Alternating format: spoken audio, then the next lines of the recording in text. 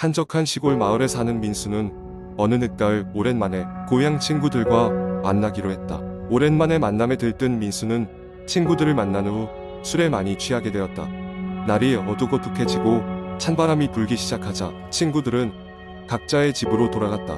하지만 민수의 집은 마을 가장자리에 있었기 때문에 그는 조금 더 걸어가야 했다. 술에 취한 민수는 비틀거리며 시골길을 걷기 시작했다. 그의 앞에는 낡고 오래된 다리가 있었다. 이 다리는 마을 사람들 사이에서 오래된 전설의 근원지로 알려져 있었다. 그 전설에 의하면 다리 아래에는 오래전 억울하게 죽은 소녀의 혼혼이 떠돌고 있어서 밤에는 다리를 건너지 말라는 것이었다. 민수는 그 이야기를 어렸을 때부터 들었지만 그것이 단지 옛날 이야기일 뿐이라고 생각했다. 그런데 다리를 건너던 중 민수는 뒤에서 인기척을 느꼈다. 돌아보았지만 아무도 없었다. 아마 바람 소리겠거니 생각하고 계속 걸었다. 하지만 걸음을 옮길수록 인기척은 점점 가까워졌다. 민수는 갑자기 소름이 돋아 발걸음을 재촉했다. 그 순간 다리 한가운데에서 발밑에 이상한 소리가 들렸다. 흐느끼는 듯한 여자의 목소리였다. 놀란 민수는 주위를 둘러보았지만 어둠 속에는 아무것도 보이지 않았다. 그는 점점 더 빠르게 걸었고 거의 뛰다시피 다리를 건너기 시작했다. 하지만 그 목소리는 계속해서 뒤따라오는 것처럼 느껴졌다. 마침내 그는 다리 끝에 다다랐고 몇 걸음만 더 가면 마을의 불빛이 보일 터였다. 그때 그 목소리가 처음보다 훨씬 선명하게 들렸다. 여기 나를 봐. 민수는 비명을 지르며 마지막 힘을 다해 다리를 벗어났다. 그는 마을로 돌아오자마자 허겁지겁 집으로 달려갔다. 하지만 그날 밤 민수는 잠을 이룰 수 없었고 어두운 방 안에서 계속해서 그 목소리가 귓가에 맴도는 것만 같았다. 다음 날 아침 민수는 전날의 일을 잊으려 했다. 하지만 마을 사람들 사이에서 전해지는 소문은 그를 불안하게 만들었다. 최근 몇 주간 민수와 같은 경험을 한 사람들이 있었다는 것이다. 마을 원로인 할머니는 이 상황을 매우 심각하게 받아들였고 주민들에게 다리 근처에 가지 말라고 경고했다. 그녀는 과거에 그 다리 주변에서 실제로 사건이 있었다고 언급하며 죽은 소녀의 원혼이 아직 다리 아래 머물고 있을지 모른다고 했다. 민수는 그 이야기를 듣고 이 일이 단순한 꿈이나 술기운 때문이 아니었음을 깨달았다.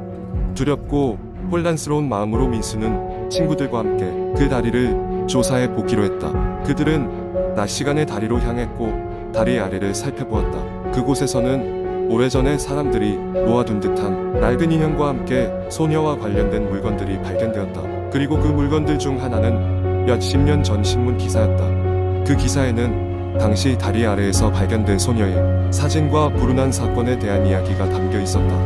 민수와 친구들은 이 이야기가 단순한 전설이 아님을 느끼고 소녀를 위한 작은 제사를 지냈다. 그 후로 다리 주변에서는 더 이상 이상한 일이 일어나지 않았다고 한다. 민수는 이 사건을 통해 잊히고 버려진 존재들의 아픔을 이해하게 되었고 항상 주변의 작은 것들에도 귀를 기울이기로 마음먹었다. 이 이야기는 민수가 겪은 오싹한 경험을 통해 사람들의 기억 속에서 잊혀진 이야기가 다시 세상에 드러난 사건이었다. 그리고 그 다리는 여전히 마을 한가운데에 위치하고 있지만 더 이상 공포의 대상으로 남지 않게 되었다. 민수는 그 일을 통해 이 세상에는 우리가 알지 못하는 미스터리한 일들이 여전히 많음을 깨달았다. 두 번째 이야기. 한국 인터넷 커뮤니티에서는 다양한 공포썰이 많지만 그 중에서도 가장 많이 회자되는 이야기들은 일상적인 상황에서 벌어지는 기이한 현상들입니다. 지금부터 이야기할 공포썰은 한 젊은 대학생의 경험담으로 시작됩니다. 이름은 편의상 민수라고 하겠습니다. 민수는 작은 지방 도시의 대학교에 다니고 있었다. 대학교는 시 외곽에 위치해 있었고 민수의 자취방은 학교에서 도보로 15분 거리에 있는 오래된 아파트였다. 수업과 아르바이트로 바쁜 나날을 보내던 민수는 어느 날 공포스럽고도 기이한 경험을 하게 된다. 그날은 여느 때와 다름없이 늦은 저녁까지 아르바이트를 하고 집으로 돌아오던 길이었다. 밤 공기가 제법 싸늘했고 민수는 얼른 따뜻한 방에 들어가고 싶어 발걸음이 빨라졌다. 아파트에 도착해 엘리베이터를 탔는데 운 좋게도 엘리베이터는 문이 열린 채 대기 중이었다. 민수는 7층 버튼을 누르고는 무심코 스마트폰을 보면서 여러가지 생각에 잠겼다.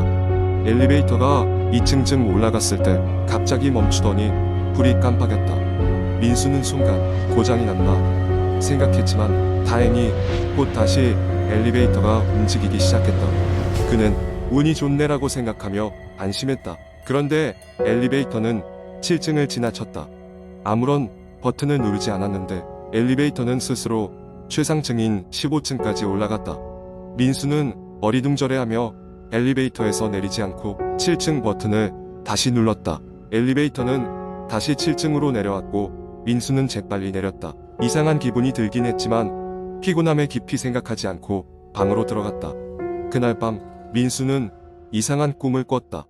꿈속에서 그는 마치 누군가가 자신의 방 안을 돌아다니는 듯한 느낌을 받았고 어딘가에서 들리는 속삭임 소리에 잠에서 깼다. 깨어난 후 시계를 보니 새벽 3시였다. 그는 마음을 진정시키기 위해 물을 한 잔 마시며 다시 잠자리에 들었다.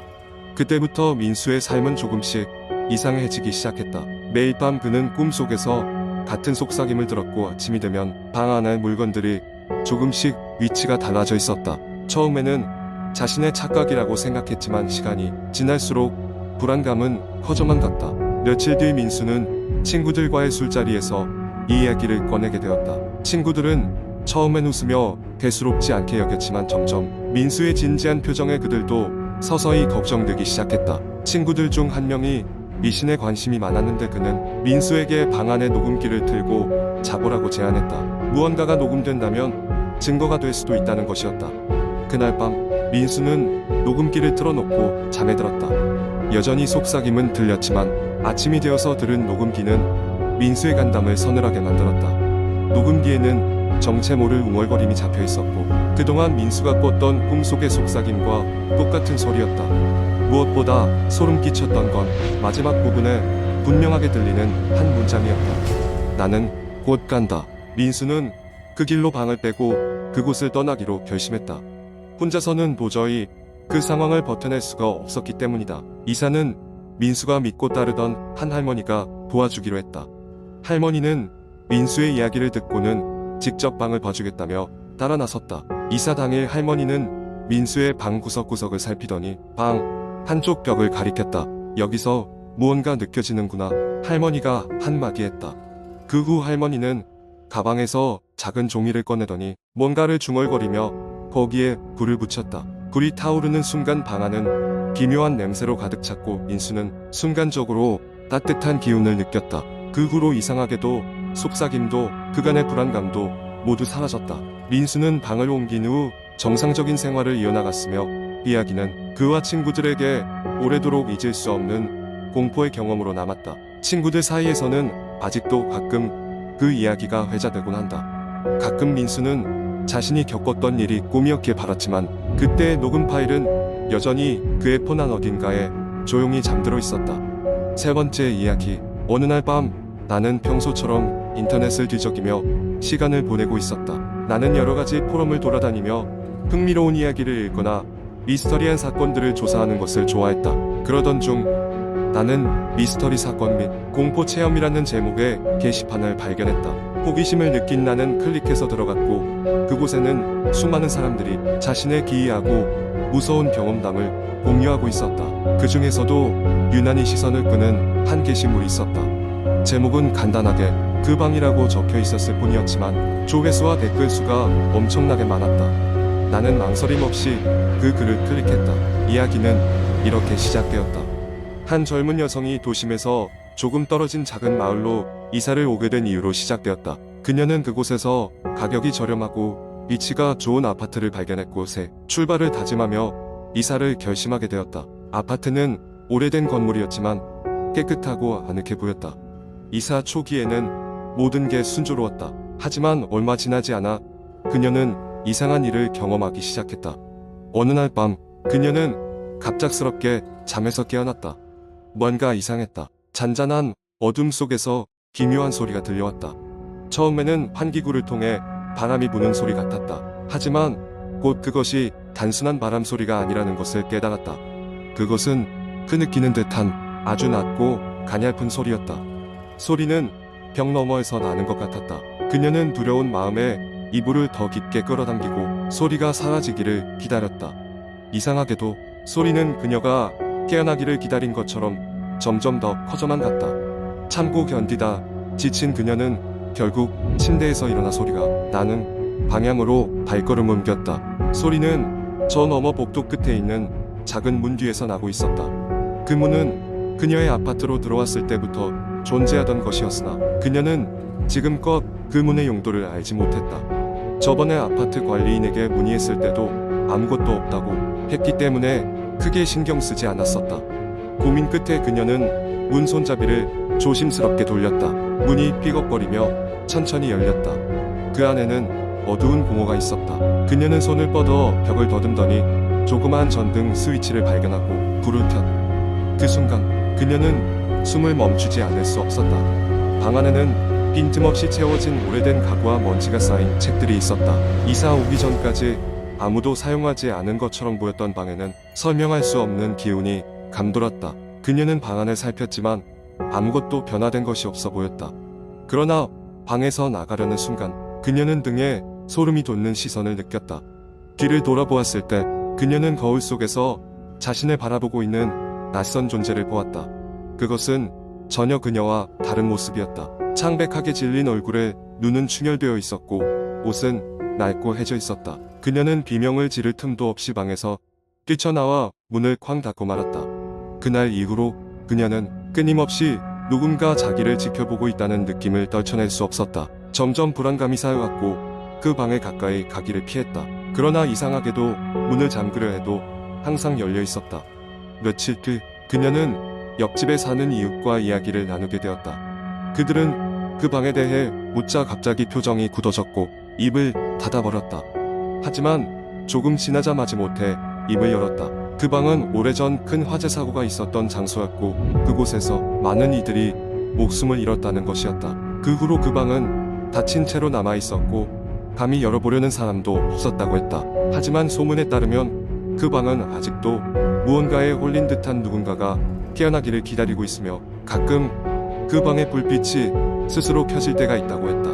그 이야기를 들은 그녀는 자신이 목격한 거울 속 존재와 그 흐느끼던 소리에 대해 확신하게 되었다. 그것은 이곳을 떠나지 못한 영혼들이었을까? 그날 밤 그녀는 아파트를 떠나기 위해 짐을 꾸리며 결심했다. 다행스럽게도 이사를 도와줄 친구가 있어 그녀는 안전하게 그곳을 빠져나올 수 있었다. 그러나 그 방은 하나 기억 저편에 계속 남아 종종 그녀의 꿈속에 나타나곤 했다. 그리고 가끔씩 아주 가끔씩 그 흐느끼는 소리가 다시 고막에 내려앉곤 했다. 게시물의 끝에는 그녀가 그 이후로 어떻게 되었는지에 대한 언급은 없었지만 나는 여전히 그 방이 존재한다는 이야기와 함께 두려운 기분을 떨칠 수 없었다. 인터넷 속 다른 사용자들도 이 이야기에 대한 다양한 반응과 또한 자신만이 겪었던 공포 체험을 댓글로 남기며 그 긴 밤을 보내고 있는 듯했다. 나 역시 그 밤 이후로 한동안은 불을 켜고 잠들 수밖에 없었다.